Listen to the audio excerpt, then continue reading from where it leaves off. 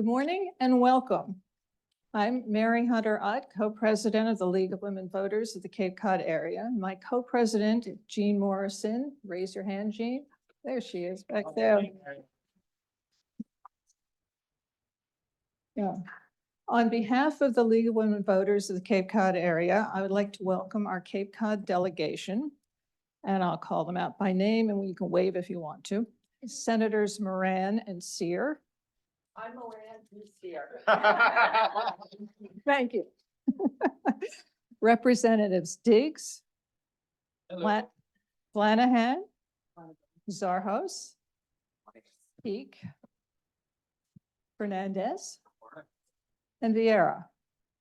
So thank you all very much for coming out. As you know, the League of Women Voters is nonpartisan but political. This means that we do not endorse candidates or political parties, but after study and reaching membership consensus on positions, we educate and or advocate for or against political issues and legislation. This meeting is a combination of our League's education and advocacy mission. Each legislative session, our legislative committee chooses a certain number of bills to follow and advocate for or against based on our developed positions. This session, we have been following 49 bills through the legislative process. We will address only a few of those bills in this morning, but if any of you have questions about the other bills, please contact Suzanne Brock, chair of our legislative committee, at any time. And now I'd like to introduce Suzanne, who will be moderating this morning, and thank her and the legislative committee for their hard work in putting this event together.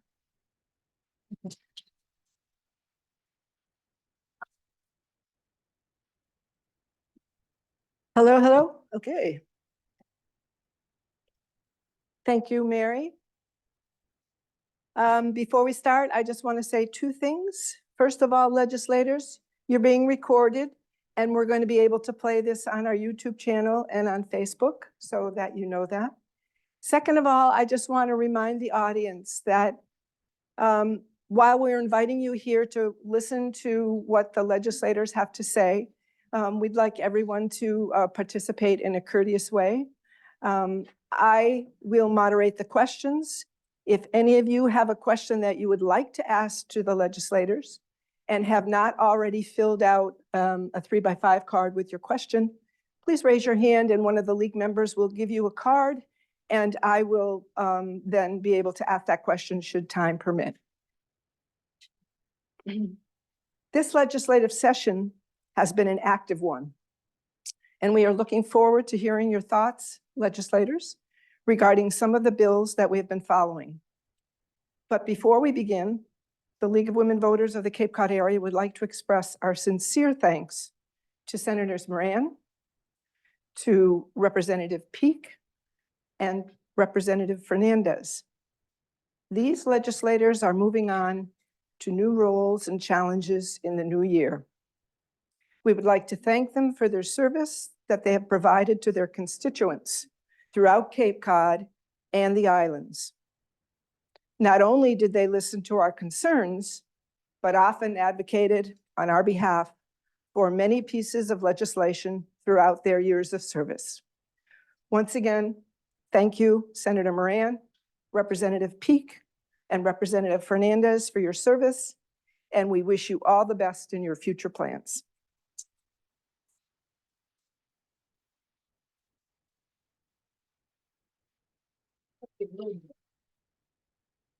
All of you will have 2 minutes to address the question presented to you.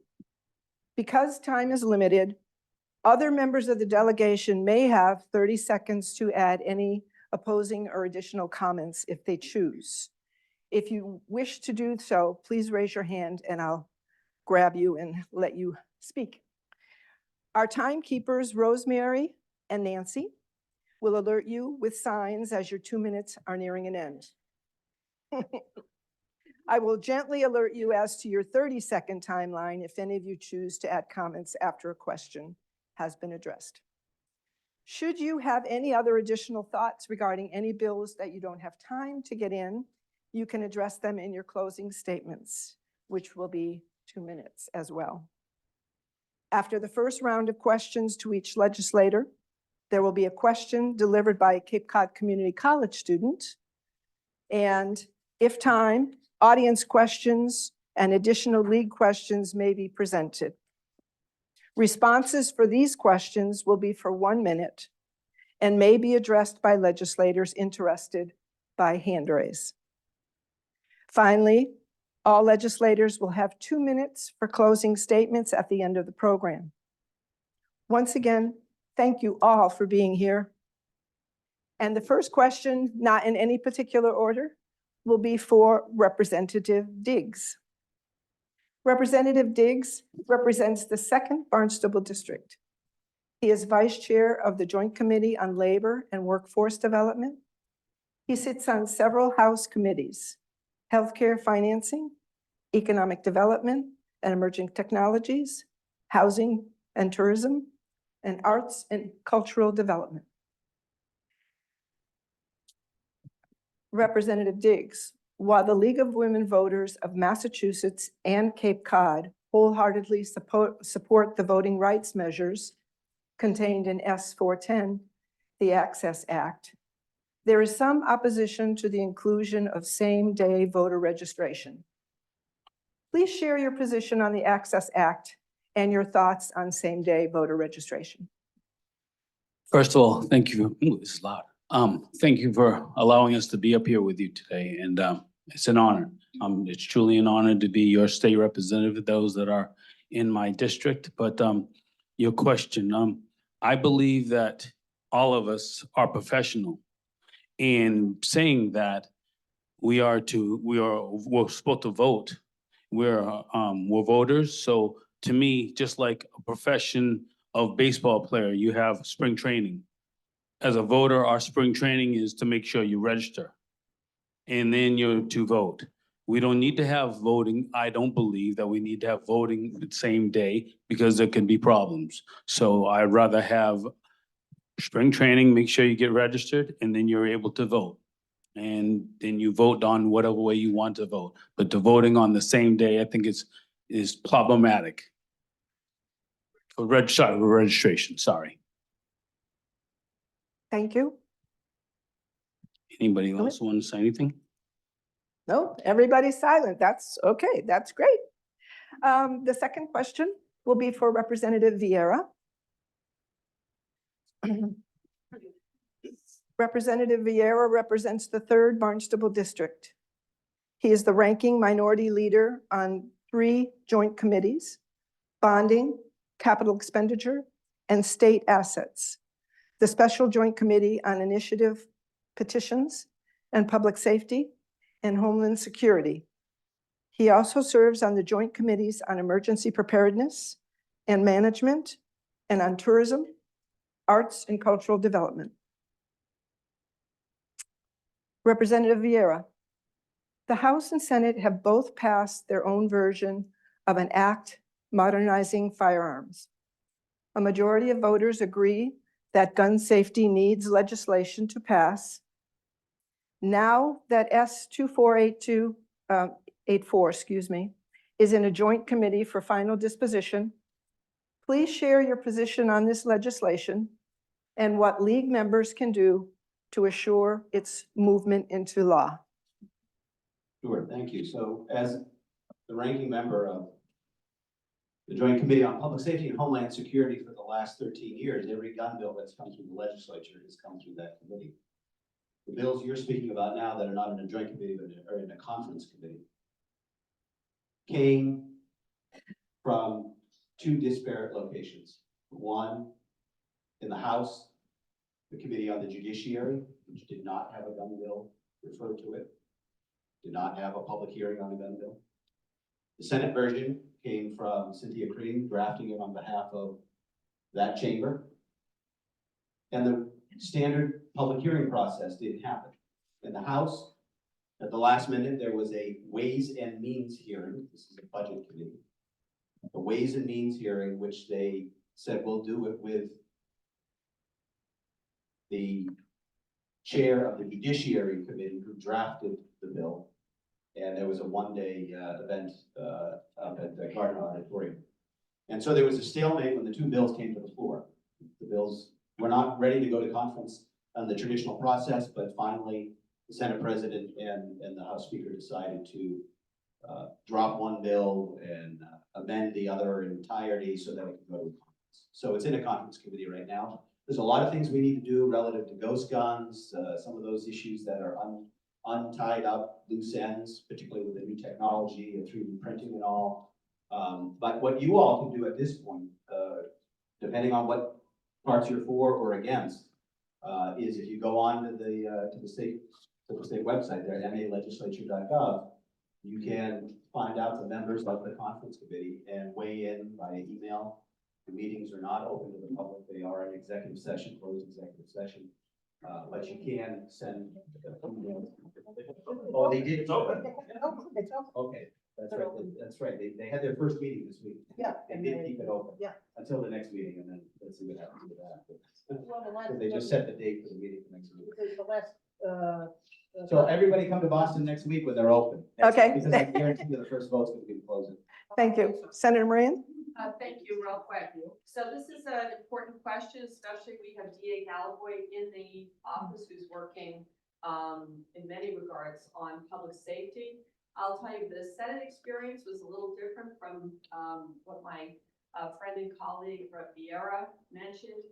There was opportunity for me to meet with and speak with every single one of my chiefs of police. In fact, two of the amendments that got passed in the Senate had to do with upgrading the system and communications. So when a police officer goes out, they know the status if there's a person with a gun. That's something we're working on, that information and that preparation. And I see the stop sign, but I will say it was a very collaborative process in terms of the Senate, and I look for a collaborative process to bring forth something that will improve everyone's safety. Thank you. Representative Zaros? Yes, thank you. Huge topic, and probably one of the biggest ones I've heard from my constituents. And one of my big concerns is the safe zones. So when you bring up these bills, which are very extensive, they're at conference committee. The next hearing is next Wednesday at 2 o'clock at the State House. It's the safe zones. That's one of the biggest parts that bothers me. The idea that people that want to do bad things would go to an area where there are no firearms allowed, that licensed gun owners cannot bring a firearm. I think that's a concern, and that's what bothers me as a state rep, but also a former police officer. Senator Sears? Good morning. Good morning. I think as many of you know, I chair the Joint Committee on Public Health. And so my focus on the Senate's legislation really was on gun violence prevention measures, which actually, if you look at this issue in polling, right, there's actually a lot of agreement around preventing gun violence. Most gun violence comes in sort of two forms. One is suicide, right? So gun violence, guns are used often in many suicides. And then you see gun violence, youth on youth gun violence in certain communities. So we worked really hard to have a series of policies in this bill that address that.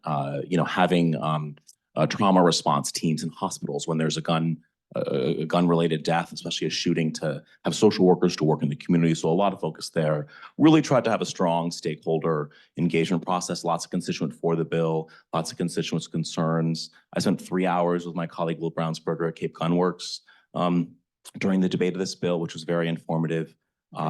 And I think you'll hopefully see the legislature land in a reasonable place on this. Thank you. Thank you very much.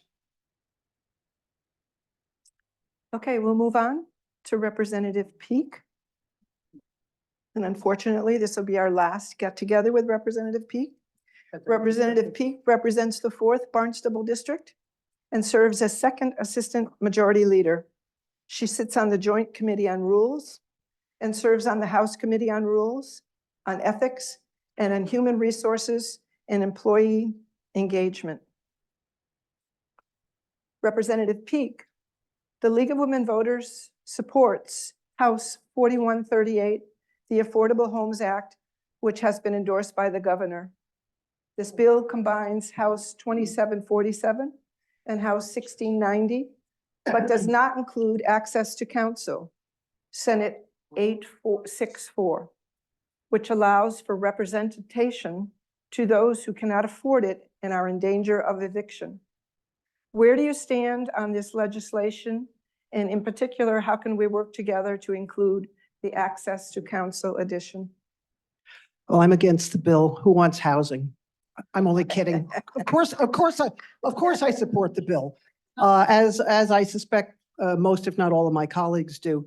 Probably the number one challenge that is facing, I don't care if you're a business owner, if you are a young person graduating from one of our fine high schools, we're here at Cape Cod Community College, Cape Cod Community College graduates, is where to live if you want to work on Cape Cod. Where are my workers going to live if I open a business on Cape Cod? So the good news is this bill was filed by the governor. It's her bill. I anticipate the House will be taking up the legislation as early as the 8th of May. It may be the following week, but sometime in May. We will go big on it. We don't think the governor has put enough money into the bond bill, so we intend to increase the potential expenditures from that bond bill and enact any number of other provisions. We're looking to ensure that the designation of seasonal communities, which would certainly benefit and help our communities, will be included in it. I just submitted a memo to the Speaker's office yesterday on that topic, explaining exactly what it is we're looking for inside of a seasonal communities designation. We're working as a delegation with our friends and colleagues from Western Mass, who share many of the same seasonal fluctuations of population and the same stressors on their real estate market that we share. As far as right to counsel, this is a bill that I have supported for 18 years, on and off, have been a co-sponsor of it. When I practiced law in New York State, it was the law there that people who were subject to eviction had the right to counsel to represent them. It only seems to make sense to me. If it's not included in the bill and there is an amendment filed, it can certainly be added as an amendment as part of the debate. That is something that I would support at that time. Thank you so much. Representative Flanagan, Fernandez. Yeah, I'm very supportive of this. The Cape and Islands have become profoundly unaffordable for many, many people, too many people. And it's been really tough, especially for middle income families, to be able to afford a place here, to be able to live here. Nantucket, average home price around $5-6 million. Martha's Vineyard, around $2 million. Here on Cape Cod, we're hovering right next to $1 million. So we've done a lot when it comes to, you know, capital A affordable housing, people who meet certain income requirements to be able to get housing. But what we're missing is this big middle of people who make a middle income wage, our teachers, our firefighters, our police officers and the like, that make too much for capital A affordable housing, but the market is so out of whack that there's no way they can afford a home on the free market. So what I'm hopeful about with the seasonal communities designation is we work to get funding for that missing middle that is the heart of the Cape and Islands. Thank you very much. Oops. This is my number one priority.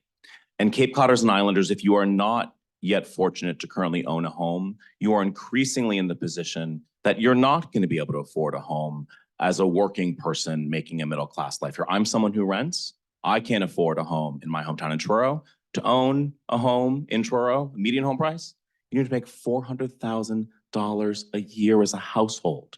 And, you know, so if anyone knows a handsome single guy who makes like $250,000, $300,000, I'm looking, right?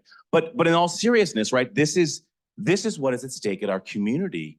And I don't think, for those of you who are lucky to have bought your home, maybe you refinanced your home when interest rates were cheap, I don't think you realize what those of us who are in younger generations are up against. We got the oldest population. I know I'm going on here, but this is the most important issue we're facing. We have the oldest population in New England here in Barnstable County. We need a vibrant, healthy, year-round workforce community to sustain our population. So we're doing a lot on this issue. The governor has really stepped up supporting a transfer fee, supporting seasonal communities. We're going to pass a very significant bill. The speaker just came out yesterday in favor of a transfer fee, but we need all of you to Thank you. agitate at the local level Thank to you, demand Senator action. Thier. Senator Moran? So just real quickly, one bit of positive news. We passed the childcare bill that so many of you were involved with. Thank you so much. The league supported. What does that do? Thank you. For young families, that frees up money so that they can afford their mortgage, so that they can afford their rent. So thanks for that. Thank you very much. So one thing that we overlook a lot in this bond authorization, this bill will come before my committee, the bonding committee next, before we bring it to the floor in May, is to capitalize the ability of our housing authorities to work on the housing stock that they have. We have a lot of units here in the Commonwealth and in Massachusetts and in Falmouth that we don't flip over for a year to a year and a half when someone leaves, because they don't have the capital to be able to clean up that and get it open and ready to get back on the market. So we've got empty space that doesn't meet the current code or health standards. And part of this bill is also to be able to take those state dollars that we built it with and fix them up so we can flip them in a reasonable amount of time. Thank you so much. Quickly. Thank you so much. Just to echo what Leader Peak had said and my colleagues on the seasonal communities designation, I'm grateful to the governor and lieutenant governor for putting it in the housing bond bill. It's a recognition that Cape Cod and the islands face different challenges than the rest of the Commonwealth around housing. And in addition to that, the bond bill is a great vehicle to provide stronger partnerships with private entities and businesses who actually build and develop housing, as well as municipalities. And just to echo what Senator Sear had said, in order to fix the problem, everyone in this room and our communities need to be supportive of housing. Thank you. You're welcome. Thank you very much. Real quick. You got 2 seconds. Housing is huge, the Senate is correct. In my district, I have people paying the state $17 a day to live in the woods. And that's wrong. So the more we can do to fix that in many ways is huge. Right, and we're behind you on that one for sure. I'm sorry, we're just taking answers from the legislators. Our next question is for Senator Moran. Senator Moran, in Massachusetts. Oh, sorry. Senator Moran represents the Plymouth and Barnstable District in the Senate for just a little while longer. She is chair of the Joint Committee on Revenue, vice chair of the Consumer Protection and Professional Licensure Committee, and serves on several other joint committees: Financial Services, Economic Development, Tourism, Arts and Cultural Development, Cannabis Policy, and Transportation. Senator Moran, in Massachusetts, Black women are almost twice as likely to die and more likely to experience serious health consequences from pregnancy and childbirth than white women. Do you support the measures contained in this bill based on the legislature's 2022 report on racial inequities in maternal health? The bill is S 1415. How can we work together to move this bill forward? Thank you for the question. I am actually a co-sponsor, and the thing that's foremost in my mind right now was I was just in the delivery room with my daughter, delivering my 4th granddaughter. Thank you so much. But everyone here knows how crucial it is, maternal health. I lost my first daughter, not related to a delivery. But when you look at the statistics, women of color are in a much more dangerous situation. And it's something that we've talked about for a long time. The legislative report that you mentioned found inequities are present at every level of care for women of color. So this directly translates into the fact that maternal mortality will be a higher risk depending on the color of your skin, your background, where you deliver, competency among providers. I will say in this most recent instance, there was this amazing nurse who would not leave her shift until the baby was there and was in charge, no matter how many MDs were in the room, anesthesiologists, otherwise. She was the person with the most institutional history, with the most patient care history, who had a keen appreciation of that small decisions matter. And she was bossing around those young interns like just tremendous respect. But the point is, we have to make sure that we put attention into the fact of just evening the playing board. This is our next generation. It's our next workforce. It's our next set of healthcare investments. Babies that are born healthy across the board are actually economically sensible, along with being humanly sensible. So thank you for the question. Thank you very much. Senator Seer? This is the critical area for us to take action, and the bill you referenced and several other bills related to maternal health are before the Joint Committee on Public Health. We're planning to release an omnibus bill soon, and we're hoping it's something that we can get taken up. My co-chair of the Public Health Committee, Marjorie Decker, has been a real champion of this, along with Senator Moran, Senator Miranda, others, Senator Lovely as well. We're really trying to get something done here. The gap is really unacceptable in a state where arguably Massachusetts is among the healthiest states in the country if you look at a whole host of our health outcomes, but you look at that gap in maternal health, particularly on the racial lines, and it's unexcusable. We've got to change it. Thank you. Representative Diggs? Hi, everybody. This is huge. I mean, does not need to be a gap. We need to be all working together.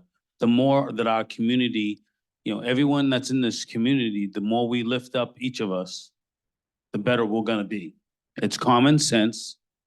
And that's what I'm about, is common sense. We need to be helping out everyone, lifting everyone up so that everyone's playing on the same playing field and we're able to help each other out. It's that simple. Thank you very much. And it's not just maternal health. So H1250 is health equity in general. And a former colleague of ours, Representative Jeff Sanchez, is leading the Health Equity Compact in Massachusetts. And I've connected some of our local folks in the Upper Cape with the compact as we move forward and look at the disparity of health equity in all arenas. It's important, obviously, and the numbers are startling in maternal health. But to be able to look at how are we delivering services and how are we creating access to the services that support access to the health services. And that Health Equity Compact, if you're not familiar with it, just Google it, the Massachusetts Health Equity Compact, because there's a lot of work and a lot of research that's being done. We just had like 400 people at a conference in Boston to be able to really drill down to the details and find out where the barriers are and how do we move forward. Thank you very much. And I'm a co-sponsor of that bill as well. Thank you very much. Our next question is for Senator Seer. Senator Julian Seer represents the Cape and Island District in the Massachusetts Senate. Julian serves as Assistant Majority Whip, Chair of the Joint Committee on Public Health, and Vice Chair of the Joint Committee on Mental Health, Substance Use and Recovery.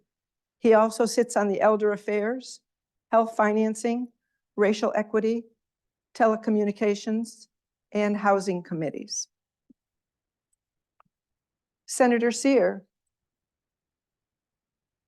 you sponsored H 2197, Senate 1356, an act to protect public health from PFAS. And so the league selected it as a priority for its recent lobby day at the State House. And Representatives Vieira and Peake petitioned for it. But there has been little movement on it since June. It's not true. Okay. Given the well-documented PFAS water contamination issue on the Upper Cape, please help us to understand where this bill is going and how we can help to get it passed. So are most folks in the room familiar with when I say PFAS, we're referring to per- polyfluoroalkyl substances that are these forever chemicals, right? That have become ubiquitous in food packaging, consumer products, our clothing.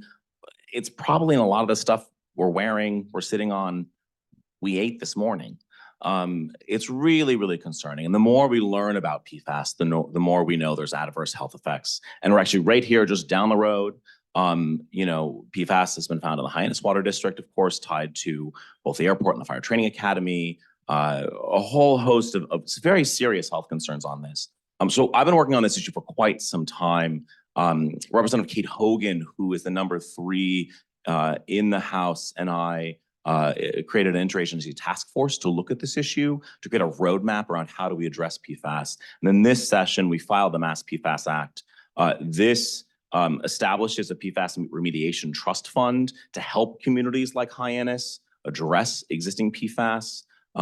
We work around environmental justice communities. And then we basically create a roadmap around how do we eliminate further PFAS around human health exposure and into our waste stream. And this is very kind of, the ubiquity of this means we have to take a lot of action around a ban in PFAS in a number of consumer products, also in firefighting foam. This has really affected firefighters and their turnout gear. So big issue. The bill was referred to the Joint Committee on Public Health, which I chair. And actually in early February, we advanced a redrafted bill that either further strengthened and clarified the bill. It's now before the House for its consideration, considering that one of the top leaders in the House is the sponsor of this bill in the other chamber. I'm pretty optimistic we're going to get something done here. This is a crucial issue that we need to protect our residents on. I'm glad to go into this further. I know we have a tight time frame, but this is a critical environmental health issue, and I'm hopeful we're going to be able to take action on this very, very soon. Senator Sear, do you know the new bill's number? So there are 8,000 bills filed in the legislature. So Oh. anytime I always have constituents like, oh, Senate like That's all right. 1850. And I'm That's like, okay. I have I'll no find idea it. what you're talking about. So if you refer to the bill name, we'll actually Okay. know, just because the volume of what we're having to track and All right, know. thank you. I'm not one of those numbers people, That's so I okay, can't that's remember. Senator Moran? Just a gold star for my staff. Nicole is here. I was given House 2197 and Senate 1356. So that might, Oh, thank you. okay, so you might be able to start there and go from there. Thank you. Thank you, Um, Nicole. Only thing I just add to this is, and Julian touched on it, is around, this is really necessary that we rein in PFAS to protect our firefighters. This is a huge issue that they're facing. We're seeing higher cancer rates among our firefighters for a number of issues, by the way, but PFAS being one of them. Not only is it in the foams, but the protective gear that the federal government for a long time was forcing them to wear, which is a real problem. And actually on Nantucket, there's been a pilot program for new gears for firefighters, because one of the firefighters, actually the person, if people are following the Veranda House fire, which made huge news because it engulfed in flames. There's really dramatic images. The firefighter who ran into that building to save people and protect people is someone who's suffering from this because of exposure. So on Nantucket, they're leading the way with alternatives for gear, and that's just happening right here in our own Cape and Islands community. Thank you. And on the Public Safety Homeland Security Committee, we met with the professional firefighters to deal with the turnout gear. The thing is, we can't just ban the gear, right? Because we don't have a good alternative yet. So we're looking at a pathway forward. We're getting ready to release a pathway forward where the technology can catch up to the mandate that this has to change, right? And to be able to make sure that the new products can meet the heat demands and the intensity that the current products meet that have PFAS. So this is very much, while it's a public health issue, it's also at the forefront of the Public Safety Committee, and we've been working with the firefighters on that. Thank you.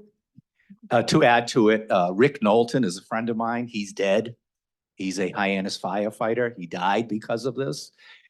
There's so many that suffer from cancer because of PFAS, and there's no end in sight. They're wearing the gear today because that's all they have. So it's a huge issue, not only to the drinking water, but the men and women that protect us and their families. If they go home wearing that gear, they can spread cancer to their family. So we have to get this done. But not only on top of that, we also have to think about each other. So again, plastics. You need to go home and look what PFAS is all about. Even our Tupperware, or certain things that we're putting our foods in, that we're heating up, popcorn. you know, when you heat popcorn up, it has PFAS in it. So it's protecting each other and knowing what everyone else is doing so that we can, where we're putting it in the dump, you know, or incinerator and heating it up, we're breathing it in. So much to it. So it's very important. I'm glad that there's a lot of back and forth on this one. I'm going to have to stop it, though. If you have additional comments that you want to make, please do it in your closing statements. But this is a really important issue for the league as well. So if there's anything that we can do to help, if your legislative connectors can let us know, we'd be happy to know that. The next question is for Representative Fernandez. Representative Fernandez, for a brief while longer, represents the Barnstable, Dukes, and Nantucket District. He is Vice Chair of the Joint Committee on Environment and Natural Resources. He also serves on the Joint Committee on Ways and Means and on Telecommunications, Utilities, and Energy. He is also a member of the House Committee on Ways and Means and Global Warming and Climate Change. Representative Fernandez, your question is about the End of Life Options Act. This bill ensures, with specified safeguards, that an adult with a terminal illness who is mentally capable and has a prognosis of no more than 6 months to live has the option to obtain physician-prescribed medication to die peacefully in their sleep to avoid unnecessary pain and unbearable suffering. Would you please share why you support this bill? Sure. Well, first of all, I'd also say that this bill has gotten a favorable report and is now, I think, headed to the Senate side. But it's a favorable report out of the Healthcare Committee, Healthcare Financing Committee. I'm supportive of this legislation. I don't think that anyone should have to needlessly suffer at the end of their life, and at the very least, be given a choice on how they want to end their life if they have a terminal illness or an incurable disease.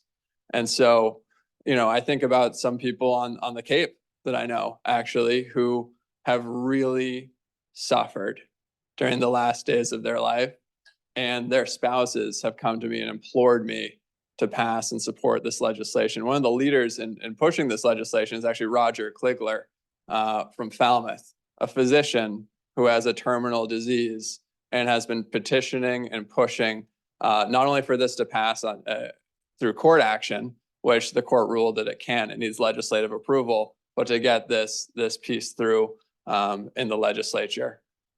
There are people who at the end of their life, when they're incredibly frail and they're suffering, will travel out of state just to go to states that already have this in place.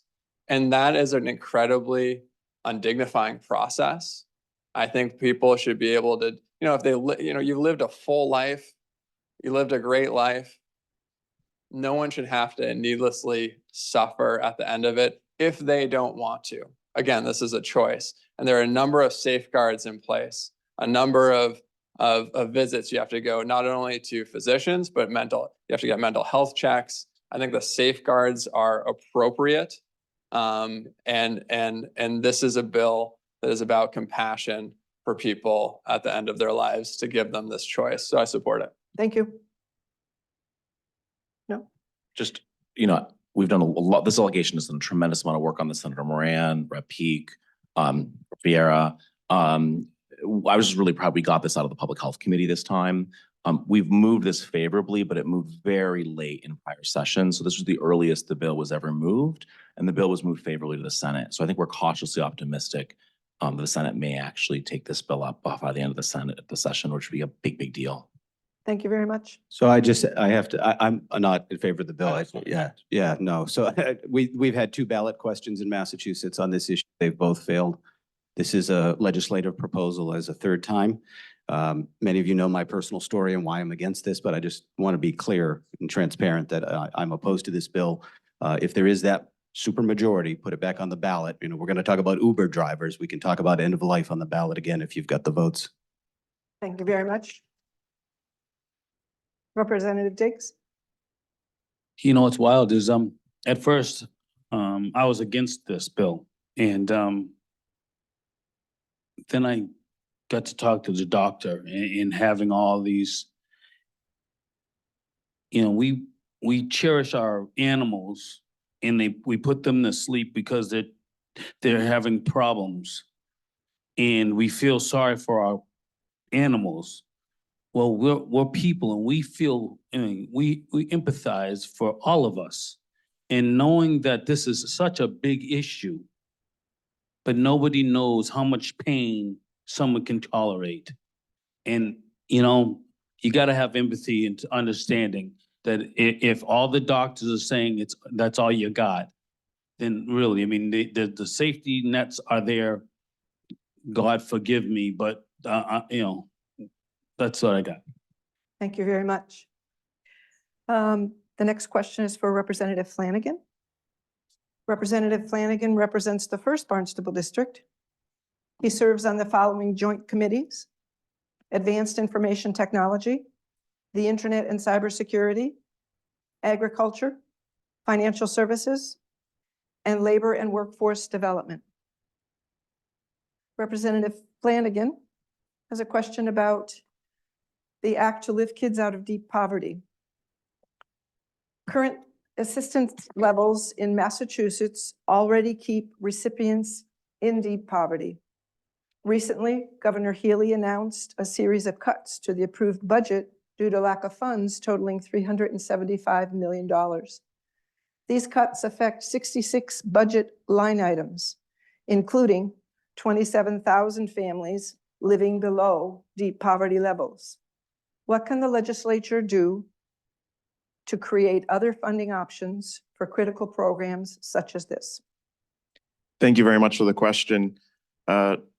Myself, I have a 4-year-old daughter and twin sons that are 15 months old. So I totally appreciate how difficult it is to be a parent, and I have a good salary, right? But when you think about paying a mortgage, your rent, food, milk, diapers, all of that really adds up, and it's very expensive for families to live here on the Cape. To answer your question, unlike the federal government, the Commonwealth must have a balanced budget, right? So we cannot deficit spend. If we were to create a new program, it would require either a new tax mechanism or somehow working with our private entities. But in addition to that, especially in this fiscal environment where we're kind of retracting, there are actually a number of opportunities for families here on Cape Cod that they could take advantage of. I'm very mindful of at least 385 families who participate in the programs that you described in the bill. And those that come to mind right off the bat is the RAFT program for rental assistance for families. Dennis, for instance, has a rental assistance program where they give $350 a month towards rent if you live in Dennis. Certainly the DTA, the Department of Transitional Assistance, provides family with assistance, vulnerable families with assistance. I'm often thinking about the Jobs Training and Employment Corporation, which receives state funding that helps vulnerable families with their own employment and trying to get them good paying jobs. And then certainly in my district, I'm mindful of the CDBG funds that at least Dennis and Brewster receive that help families with childcare costs, with home improvements, especially for seniors. And with that, I want to wrap up by saying that although we are experiencing cuts from one bucket of funding, which is a very important bucket of funding, families can find other resources that are readily available to them to make up the difference. Thank you. Thank you very much. Our next question is for Representative Zaros. Representative Stephen Zaros represents the 5th Barnstable District. He is the ranking minority member of the Joint Committee on Veterans and Federal Affairs. He also serves on the House Ways and Means Committee and on the Joint Committees on Ways and Means, Mental Health and Substance Recovery, and Public Safety and Homeland Security. Representative Zaros, your question has to do with House 4115. This bill originally was passed in the House and now in the Senate Ways and Means. It would expand the definition of domestic violence to include controlling and coercive patterns of behavior, such as isolation, financial control, media monitoring, and technological control used by one partner. What is your position on this bill, and what is the most effective action that you and the league can take to bring the bill to the governor for her signature? Amen. Great question. We need to make it law. But first, I just want to say I'm proud to be back at 4Cs. You know, I graduated from here in 1978 with a full head of hair, tinted glasses, and a mustache. And I wanted to be a police officer. I came here to become a cop from New Bedford. And I did. And I served 40 years. So this question ties in perfectly. In my career, I saw so many people abused, beaten beyond recognition, threatened, murdered. You know, that's been part of my life of service. Now doing this work, it's important that we have bills like this. Like the senator said, there's 8,000. But this one needs to pass. And I'm glad you brought it up because we've talked before how the Women's League can help with these domestic violence crimes because there's many bills that never make it, and they should.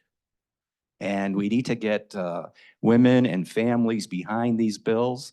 This is part of domestic violence. And people that are batterers are very good at it. They know how to get away with it. And I'm so proud that the House passed it. And you may not know, but the Senate passed it this week. Yes. Yes, and Senator Sear was part of that. So now we have the House, we have the Senate. It should go to the governor and make it the law. Thank you so much. Thanks to my colleagues for filling me in on the question. I was like, we passed it yesterday? We did pass it yesterday.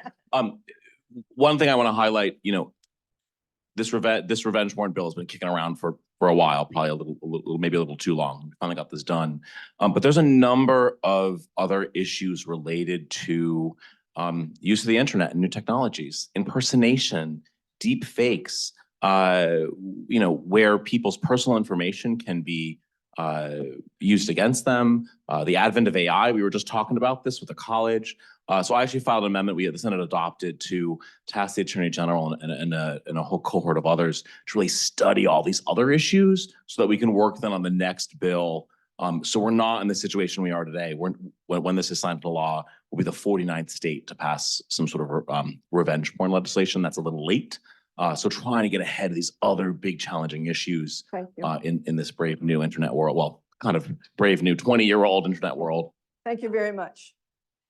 So at this point, we're finished with the league questions, but I have a Cape Cod Community College student here. Talis is the president of the student government at the college, and he has a couple questions for you. Well, first of all, guys, come on, let's give a round of applause for the league.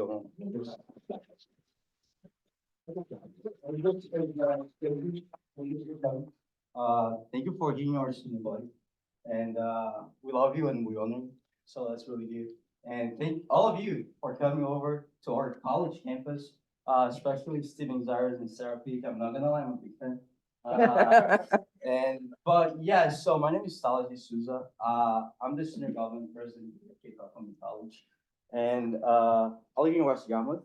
I'm a communications major, political science major, radio and podcasting, marketing, social media, and coastal zone management major.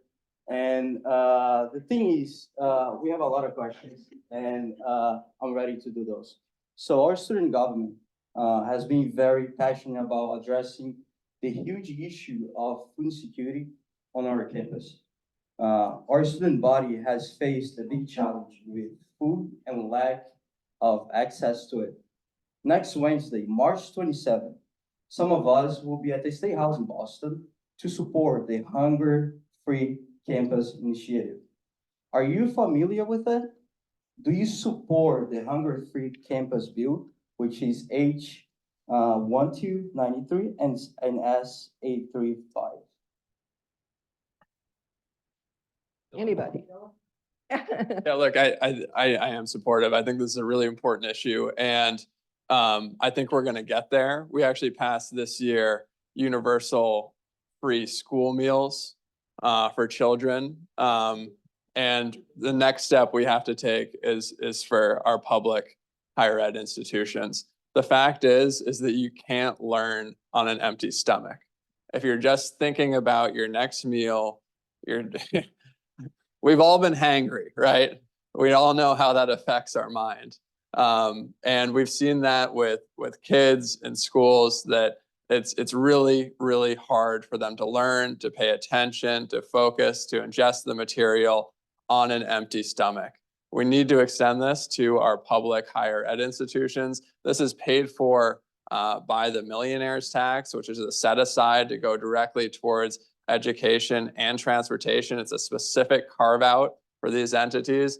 The reason we're allowed to do this first in our public K-12 is through that millionaire's tax funding. And now it's time to use additional revenue coming in from that to eventually get it to our public campuses. Thank you. Cyrus? If I may, Mr. President, you should run for office someday. You have it all going. I'm I proud of already you. told him that. Yes, I'm proud of you. But seriously, nobody should be hungry. We have the greatest country in the world. And if we can't feed our people, there's something wrong. So this bill is a step in the right direction. Many of us have been on your parking lot handing out cases of food during the pandemic. And many of us feed the hungry every Monday, Wednesday, and Friday in Hyannis. So when you see it, when you see someone sit down and they're hungry and eat a meal and be grateful, and then an hour later, they have to go back out and live on the streets. It's pretty powerful. So we're here to help. Nobody should be hungry. This bill is also a priority of the Food Insecurity Caucus, of which I'm a member. And in the Upper Cape, we're working through the Coonamessett Farm Foundation. And we've already got the design funds, and we're moving to create a warehouse and a distribution mechanism to take all of the locally sourced produce, a lot of which ends up, I shouldn't say a lot, some of which goes to waste, and to be able to capture it, preserve it, and find out where it's most needed in the region so that it's locally sourced, it comes to market, and the Farm Foundation has been committed to doing that. So we hope to bring that development within probably the next year and a half, because we're capitalizing it right now. Thank you very much. And one more local piece, because we just came from a terrific breakfast that was provided with a lot of student effort locally. Jenny Wheeler, Family Table Collaborative, you might be familiar with. She is a leader in terms of repurposing food in an incredibly creative way. And when we look at how that dovetails with the cost of our waste disposal, food waste being the most expensive, the heaviest to move. And it's a shame that we do and we're not more creative with it. So look for in the future what Jenny's doing. It's incredible. Thank you. And it's also important that, us as people, there's Meals on Wheels, that we can all give yourself a day to go out and help Meals on Wheels. That is so important. So it's not only up to the state to do stuff. Individually, we need to do things to help each other. It's simple. Again, I'm common sense, and that's the type of thing that we're supposed to be thinking about everybody, not one or another, all of us. Thank you very much. All right. My second question is, so we assume you are the ones who represent Cape Cod population, right? And that includes the hard-working immigrants that live here. People like me, people that came here as a minor, came to this country. I was brought home by my own mom, and after almost being killed inside of my house in Rio. I'm from Rio de Janeiro, Brazil. My mom was a strong and courageous woman, and she brought me to Cape Cod, which I lived here for 8 years. Growing up in West Yarmouth, attending Dennis Young High School, having on my junior year, senior year, straight A's, being one of the class speakers in my class of 2019. Now I'm the student body president here at Cape Cod Community College. And that's just kind of loud, but God says in Jeremiah, I know the plans I have for you, not to harm you, but to give you a future and a hope. That's why I'm here. And my question is, how are you making sure the immigrant population on Cape Cod is being represented, especially those who came here as a minor? Great question. First, I'm gonna say this, I'm glad that you're here, first of all, because I believe that the United States is a beautiful and best place to be. I grew up in Osterville. I lived here all my life. And at times I was the only Black kid in class, okay? I played hockey and I was a good hockey player and I was a captain of Barnstable hockey team. And then we ended up having 3 Black guys playing hockey. And, you know, the words that came out of people's mouths with me playing hockey was unbelievable. I don't need to say those words, but I'm sure everybody knows what those words were. But I'll also say that also made me hungry. Because when you don't have something or that you want to obtain, it makes you work hard. And honestly, my work ethic is because of who I am and how I was brought up. So working hard for us is what us as a delegation is all about. It's taking care of the immigrants. It's taking care of every single household family that's possible. You know, because we have to have passion and hunger to understand what everyone's going through. So I'm a servant of yours and I'm a servant of everybody else's. And I don't have a problem saying that. I'm no better than anyone else here. I bleed red just like you do. And I fart, and when I fart, I stink. Sorry about that, but it's the truth. But let me tell you something. I'm still for everyone here. And if I can help out, I'm going to. Thank you. Yeah. So you ask how we help the young people and young immigrants on Cape Cod. You are a #1 resource for us. I remember meeting you here last year, the year before that. We've met elsewhere, off campus. The work that you do to bravely put a face on who immigrants are, what they strive to do, what you are striving to do, your impressive credentials. You could see the look of awe on the audience faces as you were being introduced. It's important that people know that you are the embodiment of immigrants who have for generations made this country great, and slogans that can be put on a sign as protesters stand at the entrance of a community college are just nothing more than that, hurtful slogans. And we are working for you to help make you great and do what we need to do to support you and your friends and others like you. It's an honor to do that for you.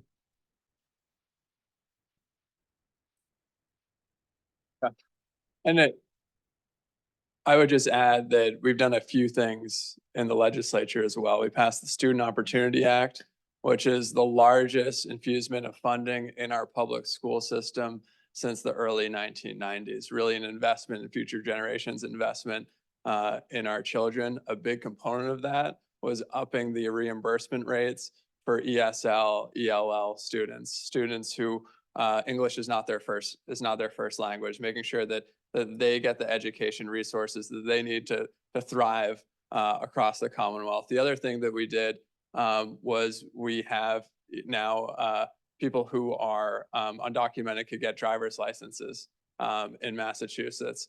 This was something that was a family issue, but also a public safety issue. A lot of kids that I talked to were in our schools. They couldn't get around because their parents couldn't get a license. And a lot of times their parents drove anyway. And those kids were really afraid about their parents getting caught and deported and seeing their parents taken out of here. And this is also a public safety issue. And a reason that people in the public safety community supported it is because now people are not driving without a license. They're driving with a license, and they're driving with insurance, and they're driving with passing a test, which is really important to make sure that our roads are safe and that we have public safety. Thank you very much.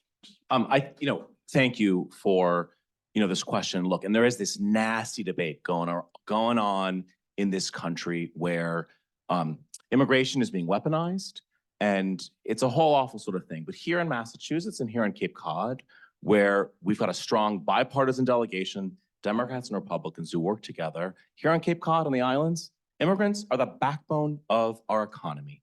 Without immigrants, we couldn't open our restaurants, we couldn't run our hotels and motels, we couldn't increasingly staff our hospital, a whole host of services that are absolutely essential. And so, as this, look, let's be honest, we're in a presidential year.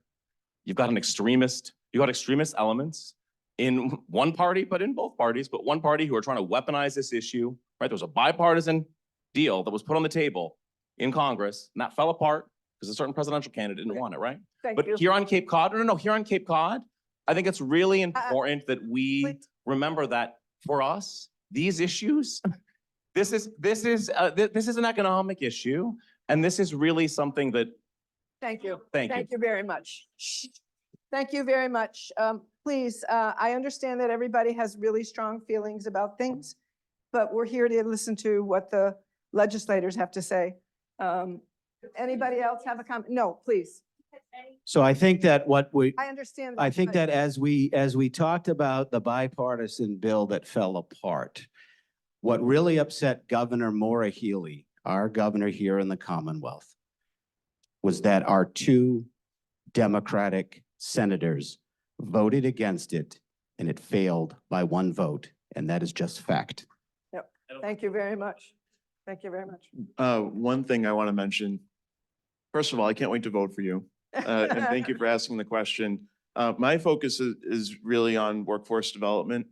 And I think that's really important here at the college. They talked about the workforce development programs that they have here, that they offer here. And certainly we work with our partners like Mass Hire Career Center and the Workforce Development Board. They provide interpretive services when available to job seekers. And I think that that's the best way that we can help people is to help them find work here on Cape Cod. So Thank you very much. Thank you very much. That's great. Thank you.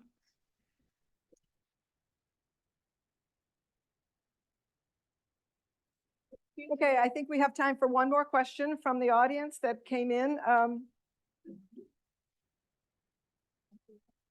Will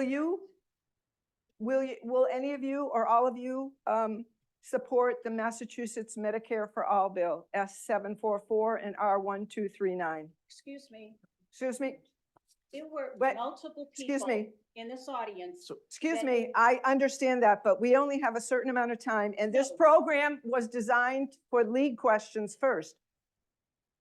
Anybody support the Medicare for? I think a number of us support the Medicare. Can I just say something? Because I think I want to answer your question. I think I want to answer the question that you want us to talk about, right? Which is the EA shelter system. And no, can you? Talk about democracy, and we are. This here isn't, To have democracy. please Pardon me. join the League of Women Voters. Look, Question. excuse me. Why isn't there gonna be? You a have, question? Why you aren't have, gonna you give have a every question?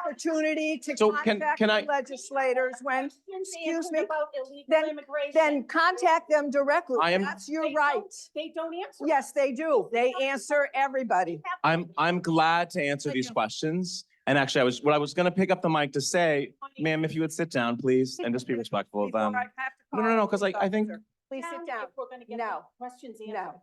Go ahead. Representative. so Medicare for All, a number of us support this. If you want to have a larger forum and talking about healthcare policy in the Commonwealth, I'm glad to do this. Others are too. This is a big, complicated issue. I think what some of the folks here in the room want to talk about is the EA shelter program and questions about the EA shelter program. This EA refers to Emergency Assistance Shelter. This is a longstanding program in Massachusetts that families who have children are entitled under a longstanding state law to have access to emergency shelter. There's a program that we put in place. I don't know, I think it was in place before, maybe 1983. So before Dylan and I, and maybe Chris were born. And the program is available to, you have to be a family, right? You gotta, or be pregnant, right? You have to have legal status in the United States of America. So you have to be known to federal authorities, and you have to be a family. And these programs have existed in our communities for quite some time. Housing Assistance Corporation and others has had both congregate shelters and smaller family shelters. And what has been happening over the last 3 or 4, 5 years, first under the Baker-Pluto administration and now under the Healy-Driscoll administration, is demand for EA shelter has increased and increased quite significantly. And there are 2 drivers to this issue. The first relates to the topic we talked about earlier, which is a housing crisis, right? We have a housing crisis on Cape Cod. We have a housing crisis across Massachusetts. And that means that families lose their housing. And without this program, they'd be on the streets, right? And if you look at the current number of families who are in the EA shelter, about half of those families are longer-term Massachusetts residents who otherwise would be homeless. This is what the policy was put in place for. I think makes sort of good sense. I'm seeing eyes around the room. You know, we don't want families with children sleeping on the street, right? It's pretty horrible thing. The second driver, and so that has been increasing, and that was increasing very quietly for a number of years. We were sort of talking about this in state government. The second driver of this has been an influx of new arrivals in Massachusetts. Most of these are Haitians, who are Haitian migrants who are fleeing basically what is a failed state. The reason Haitians are coming to Massachusetts is Massachusetts is the 3rd largest Haitian diaspora in the country. The first place is Miami, the second place is New York, the third is here in Greater Boston. And so Haitian migrants are coming here because they have friends and family here, right? And those, can I just finish that? No, excuse me. And so what we've been, Excuse me. so what we just Senator did Sear? yesterday. Senator Sear, could you? Anyway, Thank you. no, we didn't. The lesser the Senate followed the procedure on the House to actually limit the stay. What I do want to say is from a Cape Cod perspective, and then I'll finish on this. I just checked with the Executive Office of Housing and Livable Communities. There are 33 families at the Yarmouth Harborside Suites in Yarmouth in an EA shelter. There are other families in the traditional programs that we've had through HAC and others that have always sort of existed. But there are 33 families here on Cape Cod. Most of these families are Haitian migrant families who have legal status here, they're pregnant and have children, but it's 33 families from a Cape Cod perspective. There's a whole bigger problem going around in the state, but I just want to provide that factual information. We have 33 families. Thank you very much. The Representative Zaros, go ahead. Representative Zaros, please. Excuse me. Representative Zaros? Representative Zaros. Yes, thank you. This is a huge topic, and here we are. We're the Cape delegation, right? The way I see it is similar to Senator Sear, but he mentioned the right to shelter law, which was passed in 1983. And I have a bill that would ask for it to be looked at because in 1983, what was the intent? And there's a bill pending. It was filed late because at the time of filing, this wasn't really an issue. So it's pending, and hopefully we can have a hearing on it so the public can speak out and decide what to do with the law, the right to shelter law, and clarify who is that intended for. Representative Diggs? All right, at this time, I want to thank everybody for being here, and I will now start with Representative Diggs for your closing statements. You have 2 minutes. I have a hard time hearing anger, and everyone, we need to figure out how to communicate with each other. And what's great about, I have office hours at Yarmouth Senior Center, Osterville Library, Hyannis Senior Center, and Katuah Library. I'm available and accessible for everybody that is in my district for you to come sit down and talk to me and have a conversation. We may not, hold it, listen to listen to me, please. Don't tell me I haven't responded to you. When the problem lies, come talk to me then. If I haven't responded to you, then please come talk to me. But first thing is be respectful and let's talk. Communication is so important. That's right.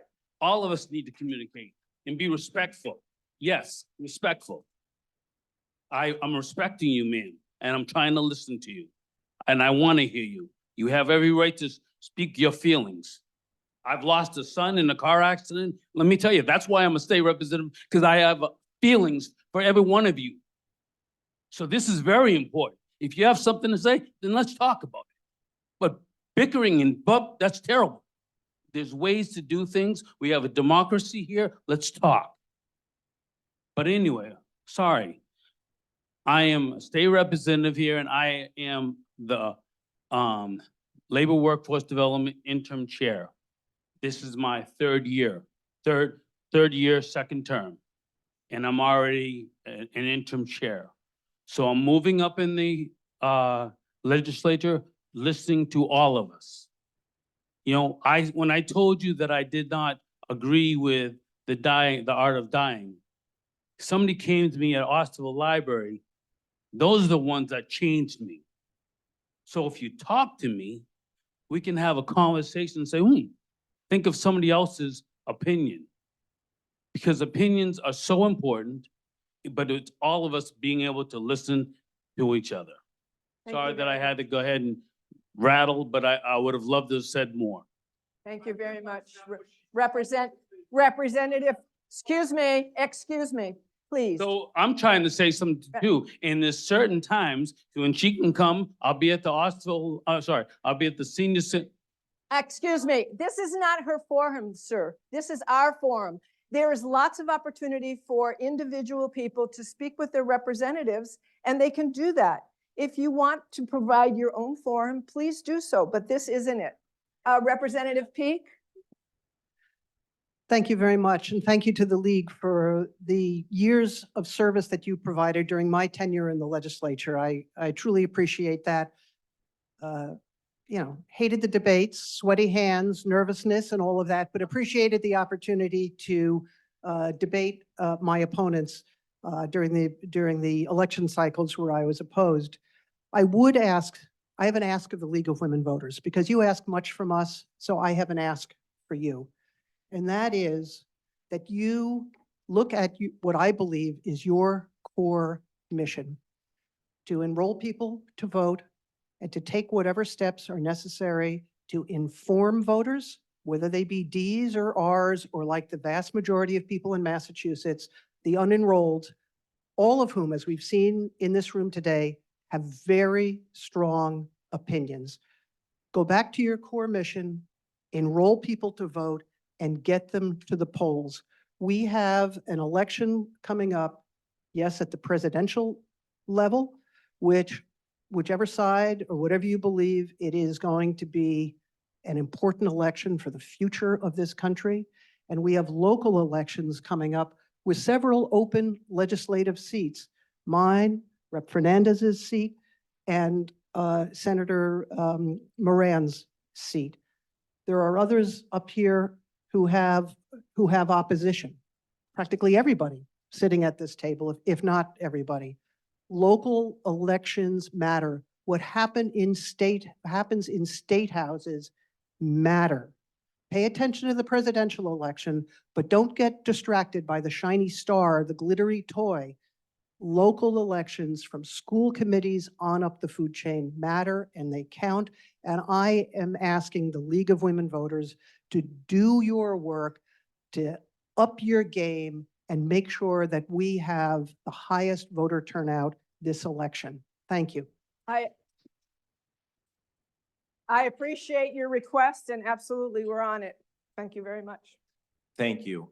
First, I just want to acknowledge and thank Representative Peak, Senator Moran for their service, Representative Fernandez, but well, you two aren't going anywhere in public service, but especially Sarah, who's been my invaluable partner, the dean of our delegation, in doing so much work for Cape Codders and Islanders. And look, I know things got a little fiery at the end of this forum, but the issues that most of us are working on, all of us are working on, 9 out of 10 of the issues that we're working on are bipartisan issues that are about the health and safety and vibrancy of this region. You know, one of the things we didn't talk about this morning was the tax package, right? $1 billion in bipartisan historic tax relief coming back to Cape Codders and Islanders. What's included in there? We tripled the Title V septic tax credit. So you can get help when you have to upgrade, you know, your Title V septic system or connecting it to sewers. we created a good landlord property tax provision to give landlords who are renting at affordable rates a property tax break. The Cape Cod Islands Water Protection Fund, which Sarah and I and Dave and Dylan, who were elected at the time, got over the finish line and got done. This is a 2.75% surcharge on all rooms on Cape Cod. 3.5 years in, $82 million in other people's money that's offsetting the costs of multi-billion-dollar costs of sewering in our towns. So this is really what our focus is. And so look, I don't expect my constituents to agree with me on every single issue. And in a vibrant representative democracy, nor should we agree on every issue.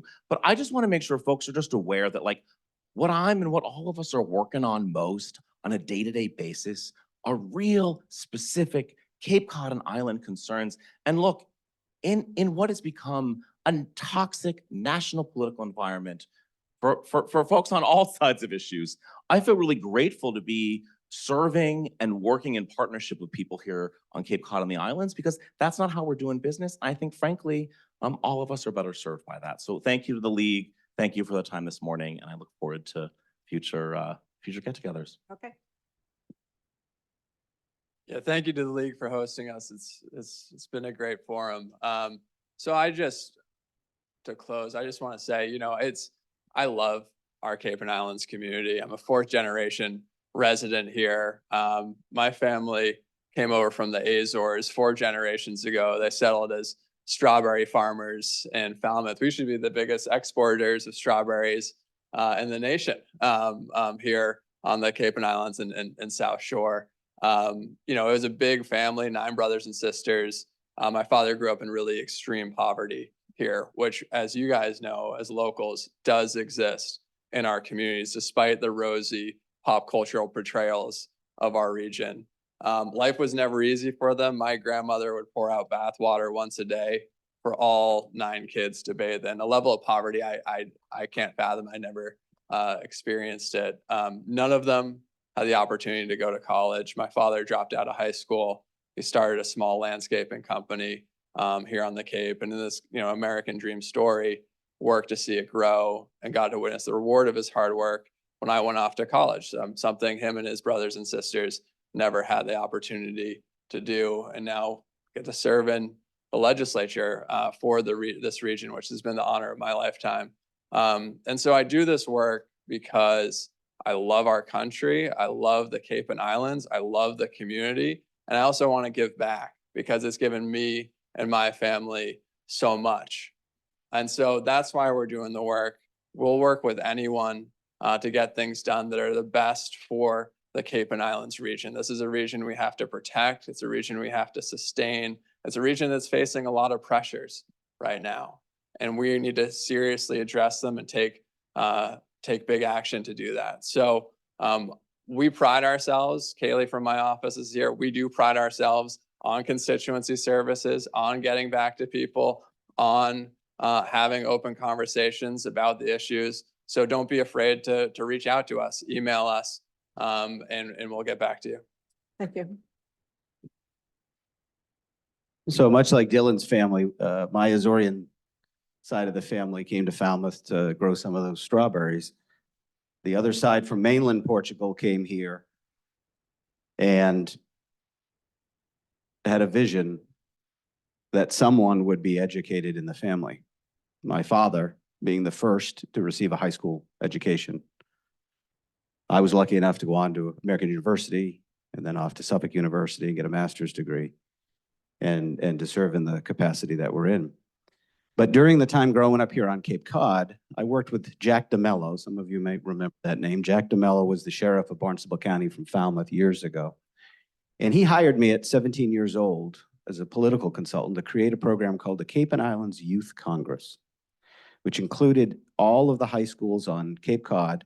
And we partnered with the 2 sheriffs, the one in Dukes County and the one in Nantucket County. And we had what is now like the civic action projects that were required at 8th grade and 10th grade under our civics law. This was a project that was happening around Cape Cod in all of our high schools prior to a state mandate. And over the years, it grew and then it contracted and then it disappeared. And last night we were with the Falmouth League of Women Voters. And I asked them, I hadn't asked for them, and I haven't asked for the Cape League now as well. I met yesterday with Sheriff Buckley to talk about bringing back the Cape and Islands Youth Congress. It was originally a program under the sheriff's office. And one of the main reasons that I think we need to bring back that program played itself out today. To understand where the forums are and what the forums are, to advocate for forums that might not exist, and to make sure that both sides, and you know I'm on the other side of the majority of this delegation and in the Commonwealth, that both sides have the ability to engage in the conversation. I sat in the front row of the Barnstable Superior Courthouse the day Jack DeMello was re-inaugurated, and I sat next to Tip O'Neill. I had just read Man of the House. He said, I'm going to write a book someday called All Politics is Local. It's going to be a bunch of little stories. Have the sheriff reach out to me and we'll go play golf. Unfortunately, he died 2 weeks after the book was published and we never got to play golf. But I had a different vision of politics than Mr. O'Neill did. But we were able to engage, and as a young man, to see someone that made his pinnacle of power and to engage in a way that I'm trying to get things the way I like to see them. And so I hope that the league will engage with us as we re-embark on bringing back a civic engagement practice in Barnstable County that will get our next generation prepared to be sitting up here and out there. Thank you so much. I think that's a terrific idea. And I'm reminded as I look into the audience, almost each and every one of you, we know each other or I'm familiar with your face and I respect your work. Because when you look at what it takes to be a community, the amount of volunteerism, the amount of interest, people are talking about their backgrounds. My dad was a wheelchair veteran. He was the guy at town meeting who would stand up and scream about one thing or another. And his commitment to making the community better was just, nobody was ahead of him. You'd wake up in the middle of the night, there'd be another stranger in the living room. He did with David Mugar start the 4th of July celebration for Boston. And my point is this, all politics are local, people say. Each and every one of you, I'm grateful for your contribution to the community. I hope in service with the league, you will increase as the dean. Sarah has said, my sister on this delegation, incredibly important. But the last thing I want to say is what an incredible, unique privilege it is to work with my brothers and sisters here. Each and every one of us respect each other tremendously, will stand up for each other, may disagree, may try to persuade. Brett Vieira and we will have bets every now and then. It's confidential. I can't go into it any further. But every person here, I want to thank you all for your service. Thank you so much. Thank you, League, and thank you to everyone for coming today. It's a great showing. We're happy that you're here. A few things that come to mind that are always top of mind for me, and I mentioned families, our vulnerable population families, as I especially have one, our seniors, and certainly folks who live on the Cape with disabilities. That's the lens in which I'm always thinking of trying to provide resources to folks who live in the First Barnstable District. Also top of mind, and we heard talk about wastewater. Wastewater is a very expensive endeavor that, at least in my district, that the towns of Dennis and Yarmouth are pursuing. And I want to make sure that the Commonwealth is being, myself and Senator Sear, who I work with, we want to make sure that the Commonwealth are being partners to the municipalities to make sure that those big projects get over the finish line. Especially bridges, right? Sagamore, Bourne Bridge, the Bass River Bridge in my district, those are big infrastructure projects that the Cape delegation as a whole, and certainly with our federal delegation, have been working on hand in hand. The other thing that's always top of mind for me is school funding. I know that many school districts, particularly in my area, are facing some challenges, and certainly the legislature is hearing that. You know, we'll be embarking on a budget cycle and reviewing that. And then the last thing that I'll close with is that amongst my colleagues here, you'll never hear us talk about our work on immigration, because that's not our role.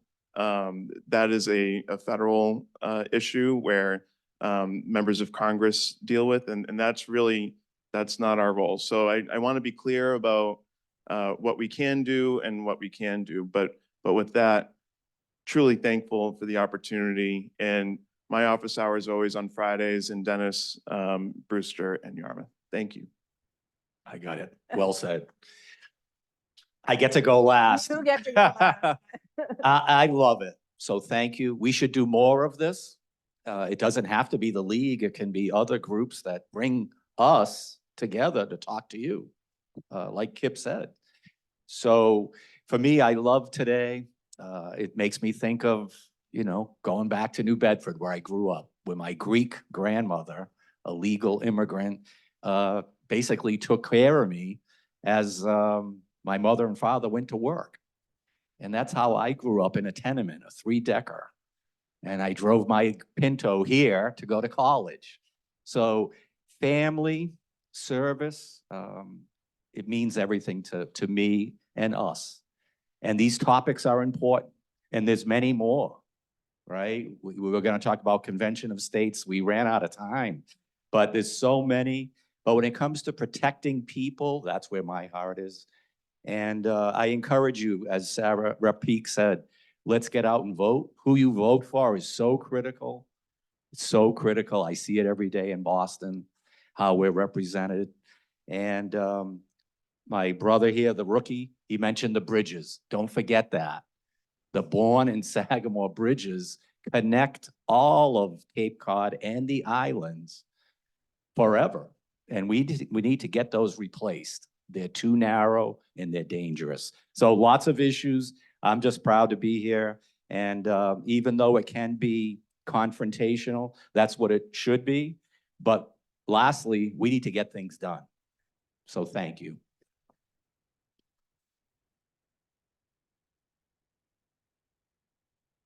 I would, before you go, I would just like to thank all of the legislators again for being here.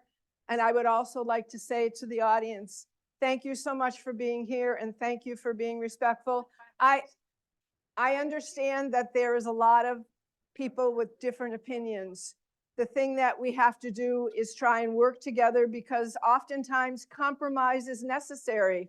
What you want, what I want, what they want may be a little bit different, but there's a piece in the middle that we can all come together on.